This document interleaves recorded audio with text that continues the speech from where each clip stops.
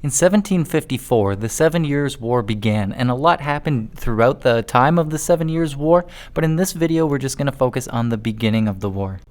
The 7 Years' War was fought by nations all over the world, and it was fought in locations all over the world, so many historians actually consider this to be the first World War. We can call it World War Zero.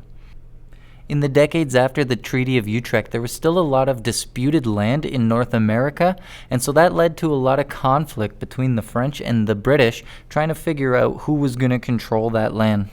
Not to mention the First Nations, who were like, we've been here the whole time, so just saying. This was largely an economic war. At the time, countries wanted to sell their resources and the goods that they were producing, such as tea, to other countries for their gold, and at the same time, not buy a lot of resources from other countries so that they could amass more gold in their own country. In order to achieve this, you needed access to a lot of resources, and North America seemed at the time to be an untapped wealth of resources. It was full of timber, beaver pelts, and all sorts of other things that people were buying up like crazy in Europe. In order to control the resources in North America at the time, you had to have forts built in strategic places so that you could maintain control.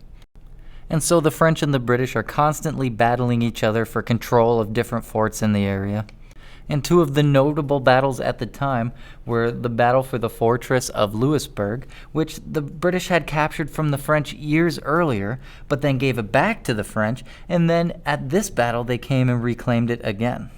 In 1754, the French built Fort Duquesne, which was in a super strategic area and everybody wanted it, including the British. So the governor of Virginia sent George Washington, future first president of the United States, to capture it. But the French, alongside with warriors from First Nations, including the Shawnee, Delaware, and Seneca nations, responded with such overwhelming force that the British could not capture it, and the British were forced to leave the area. But they tried and attacked again and again. And in 1758, were finally able to capture the fort.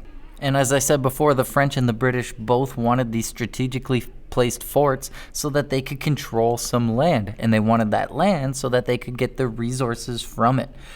And one specific piece of land, which was extremely rich in resources and therefore the source of a lot of conflict as they battled trying to control, was the Ohio Valley.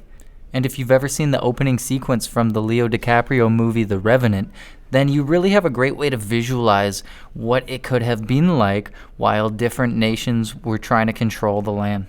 And so this covers a lot of the factors leading up to the 7 Years' War as it applies to North America. Remember, there's still a war going on all over the world, many different locations with many different battles with many different countries involved, but we're just focusing on how it affected North America. As the war progresses, there's a lot to cover, and so we'll see you in the next one where we talk about some of that.